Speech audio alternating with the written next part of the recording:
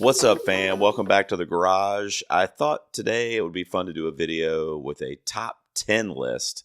This is a topic that I unfortunately am not going to get a chance to cover on the podcast. So I figured let's do it now and let's count down my top 10 personal favorite horror films of 2022. My favorite genre of movies is horror, and these are my 10 best of the year. Number 10, Deadstream. Deadstream is a film directed by Joseph and Vanessa Winter that is a ton of fun. It is a found footage film where this dude is a vlogger, a YouTuber named Sean, and he does these elaborate kind of challenges on his YouTube channel, all in the hopes of getting views and followers and subscribers. And one night he decides to shack up in one of the most haunted places. And it turns out that perhaps the place is a little Amityville horror-esque, and maybe it is haunted. For 7 years now, you have watched me face my fears for your entertainment. There is one fear that I haven't yet faced. I will be spending one night alone in a haunted house. Don't forget to smash that like button, smash that subscribe button, and follow me on And some Twitter. fun stuff happens. It's a hilarious movie. It's scary at times, in the style of Evil Dead. It had a lot of homages to Evil Dead and Evil Dead 2. You guys make sure you check out Deadstream over on Shudder. That's my number 10. Number 9, Nope. Jordan Peele has cemented himself as one of the great horror filmmakers of our time, possibly of all time. He's the modern day Alfred Hitchcock, in my opinion.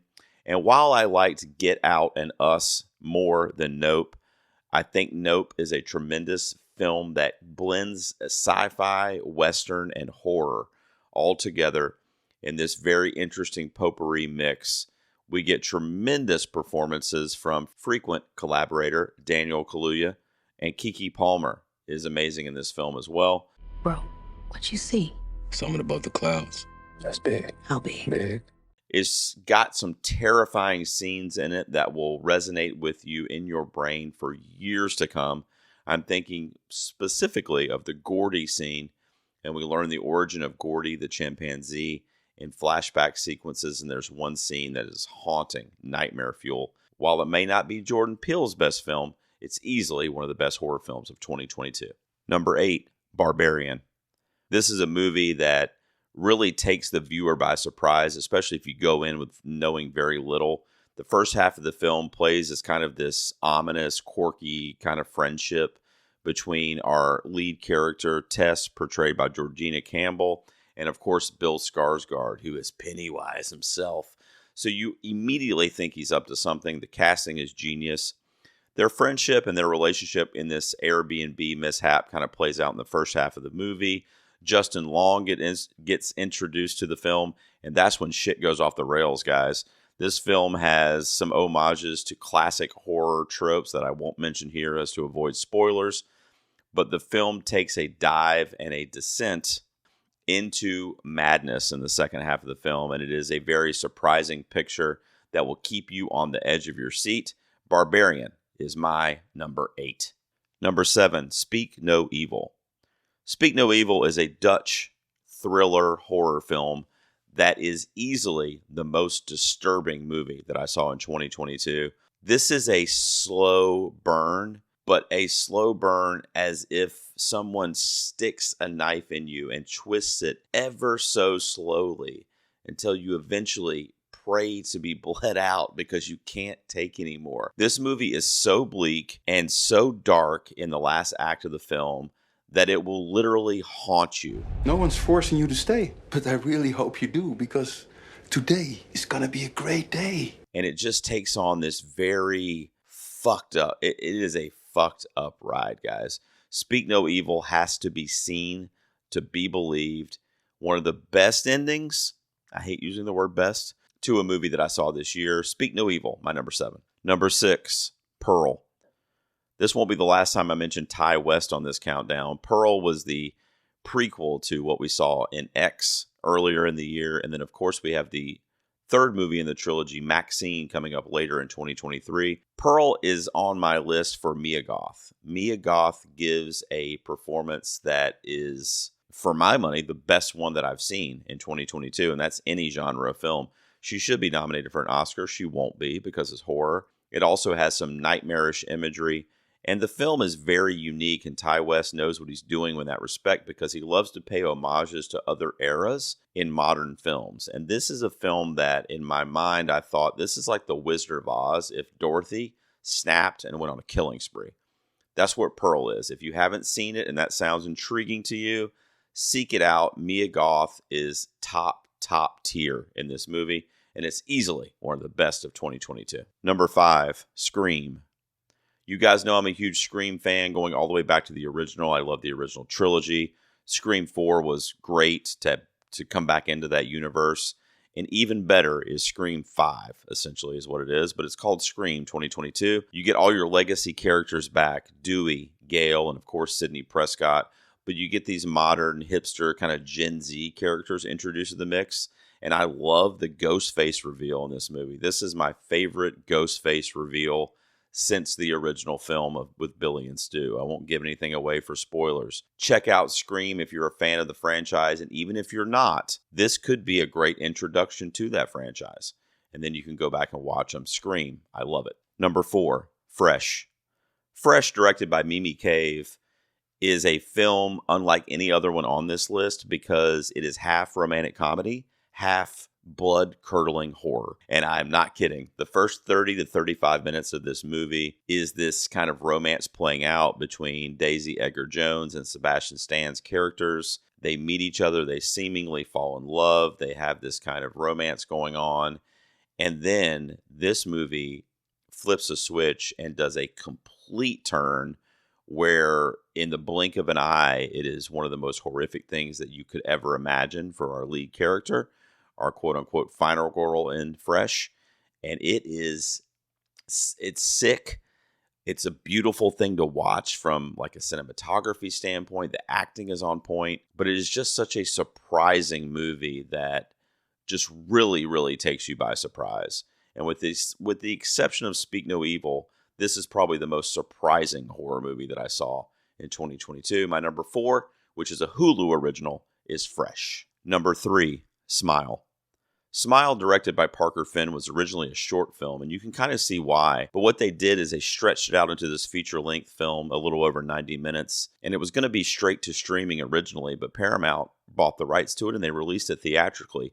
It's still playing months later in a lot of cinemas around the country. When it comes to horror in 2022, which was a great year for the genre, Smile definitely is the leader in terms of box office success. It really takes the helm in terms of money made and butts in seats. The film really deals with mental health and dealing with the struggles of that. It deals with how others see those that are affected by mental health, the psychiatry of it all. It's a psychological thriller with a ton of jump scares, but these are not your traditional jump scares that are played for possibly cheap thrills. They make sense with the narrative.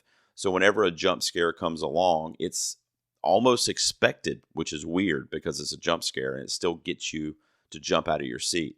Smile was easily one of my favorite movies of the year and definitely one of my favorite horror movies at my number 3. Number 2, Terrifier 2. Damien Leone has become a master filmmaker with the Terrifier series. Art the Clown has become a horror icon that, in my mind, can join the ranks of your Jasons, your Freddys, your Leatherfaces. He is a menacing figure that will never be mistaken from any horror fan going forward. Lauren Lavera turns in a final girl performance in this movie. One of the all-time greats. One of the best I've seen as Sienna in decades, literally decades, probably since Sidney Prescott's initial turn in Scream. It's the best final girl I've seen. And Terrifier 2 is a great movie because the first one, Art is this killer who's just killing anyone that's in his way. He's just doing it for sport. Terrifier 2 gives us depth to these characters, depth to the story, or kind of a reason why it's happening. Supernatural elements are incorporated into the story. And because of that brilliant screenwriting and the performances I already mentioned, not to mention that from a horror perspective, the practical effects, the blood and gore in this movie are unrivaled. They're not polished. It's a very independent movie that Damien Leone was his love child, Art the Clown and this Terrifier story. We know we're going to get a part 3, and I can't wait for them to elaborate on the depth that I spoke of. It is not for the faint of heart. If you are a general audience that went to see Smile this year and you want to check out more horror movies, maybe hold off on Terrifier unless you are okay with the blood, the gore, and kind of the grotesque nature that this film provides you. As a horror fan, we eat it up. It's my number 2. I can't believe it's not my number 1, but let's find out what is. Number 1, X. I mentioned Ty West earlier, the director of Pearl, and here he is again at number 1 with X. This is a film that never left my number 1 horror movie of the year after I saw it initially. I purchased it. I love this movie. I've seen it three or four times since that initial viewing. As I mentioned with Pearl, Ty West is a great filmmaker when it comes to paying homages to the era that the film is taking place, while still feeling modernized in terms of the effects, the kills, and the performances.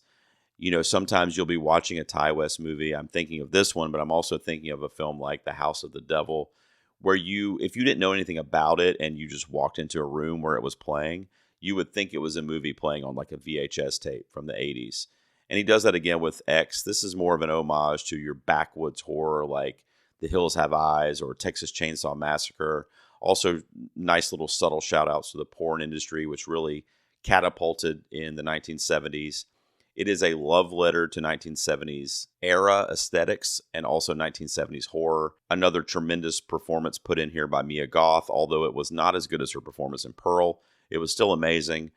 Jenna Ortega, Brittany Snow, Kid Cudi, so many great performances in this movie, and I love the aesthetic. I love that we find out where this Pearl character originated from, and then we're going to get to see Maxine's character continue in the third film. X is one of the best movies of the year across any genre, and for my money, it's the best horror movie of 2022. There you go, guys. Those were my top 10 horror movies of the year. I just want to real quick list a few honorable mentions that didn't quite make the cut. Bodies, Bodies, Bodies. A film from A24 that is absolutely gut-busting hilarious. The social commentary and the satire built into these characters. They're these young Gen Z social media elites. It's just a scathing commentary, and it's more funny than it was horror, which is why I didn't crack my top 10. But there are some inventive kills in the movie, but the dialogue and the script is really what carries this to be one of my favorites of the year. I'll also mention a movie called Sissy, which is a Shudder original that I hope you seek out. It's an independent film about a girl that was an outcast in high school. She reunites with some of those high school bullies from her past, and they go on a weekend getaway to a lake house together. And let's just say she's had enough of these bullies, and mayhem ensues. The second half of this movie, like the last 30 to 40 minutes of the movie, is just a bloodbath that is just so fun to watch. It is also a dark comedy, but Sissy was one of my favorite films of the year, a Shudder original. And then I will also shout out a film called Watcher, which is a thriller where Micah Monroe is being stalked by a neighbor across the street who can watch her through their window, very similar to some Hitchcock stuff that may sound familiar to you. But what's cool about this one is in the style of Seven, there's a serial killer kind of lurking in the city as well. And we find out that all of those storylines may intertwine and may put Micah Monroe in some deep danger. Also, she's being followed again. So anytime Micah Monroe is being followed, it's a good time. So check out Watcher. That's it, guys. Those are my favorite horror movies and then some of the year. What's your favorite horror movie of 2022? Did I mention it? If not, please let me know down in the comments, or let me know if you agree with the order of my list. And please subscribe to this channel. Stay tuned for more movie reviews, trailer reactions, all kind of stuff. As always, I'll see you next time in the garage.